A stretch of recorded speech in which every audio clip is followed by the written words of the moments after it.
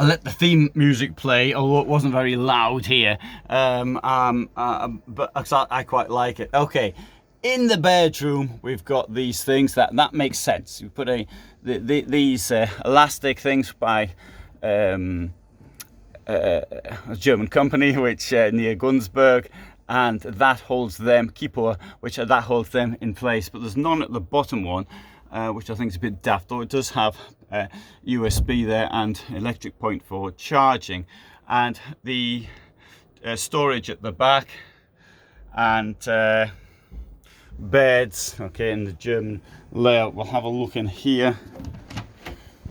Very wide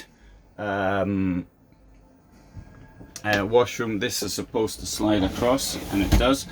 And so you use the toilet and slide this back. I'm not so keen having anything that moves in the vehicle. Well, I like the wheels to move. I'm not so keen on anything else, but okay. We've got two drainage points in there, a non-slip surface. I like the way it's been laid out. I don't like the size of the drainage point, for which, because either get a domestic or you get a filter, one with a filter in it to stop all them bits falling up, and that will stop the vehicle, the drainage getting blocked. And of course, if they ever used the designers ever used the vehicle, then they would know that. Trouble is, the designers are not people who are campers themselves, which causes these problems. I do appreciate somebody like myself, who may not be an engineer, would also have problems designing something. So anyway, good. The water filter system, inner width 212 centimeters, and got a Truma iNet media kits on board, 3 burners here, and we've got in here this this system.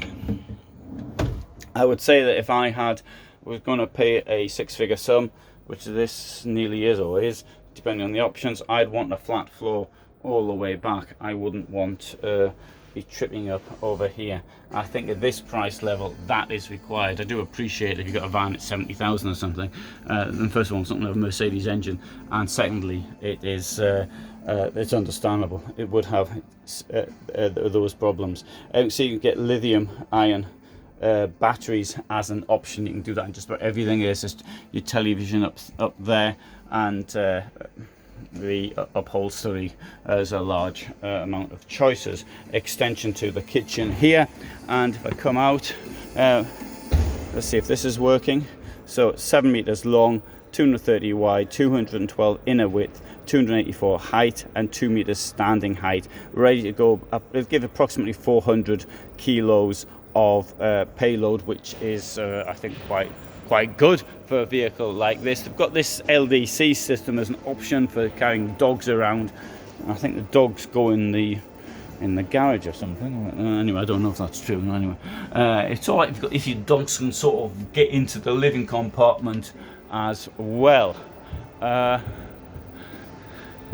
I think though the problems I sort of started off this video talking about that of mixing the cheap interior with the expensive engine. The batteries go there, which I think is a pretty good place for the batteries actually. I don't know if that's broken or it's not working or what, but anyway. Good.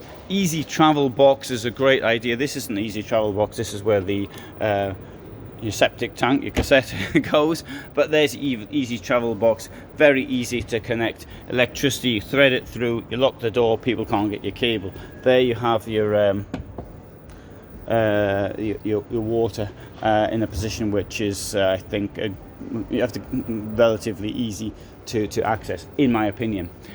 Whilst we're here, we'll have a quick look at this one as well. So you can see this is also on the Mercedes chassis. I do like the front. I think that looks great. I mean, I do appreciate that with the grille and all the rest of it. It's all a matter of opinion. Different people want different things. And so in this one, it's like 103,000, and the technical details, as you can see there, are, if you can't see that, because anyway, more or less the same.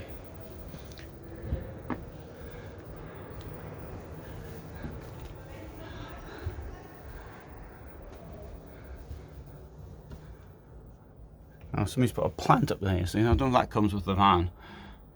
Oh, and 2 cups up there. Well, they'll be falling off as soon as you start moving. Well, it'll fall on the bed, so it doesn't make any difference, I suppose.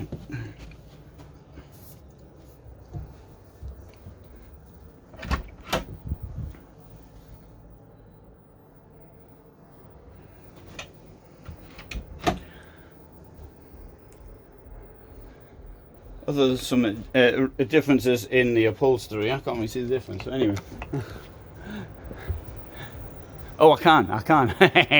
There's no bed up there. Right, so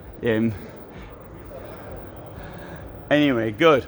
Right, so I need to point out that I don't recommend any of the Knaus Tabbert companies, because they have a dreadful. I get more complaints about this company than any other, and the thing is, they just don't react to complaints.